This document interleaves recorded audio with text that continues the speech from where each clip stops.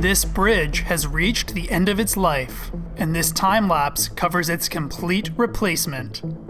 After a temporary bypass is installed, the old bridge is pulled apart.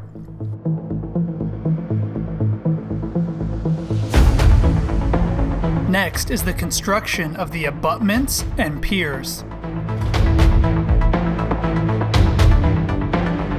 Now, the massive steel arches are lifted into place.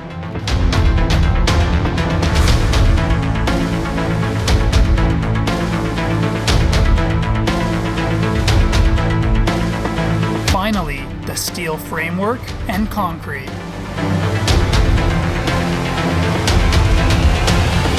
The temporary bypass is pulled off the river, and the new Bayfield River Bridge is open to traffic.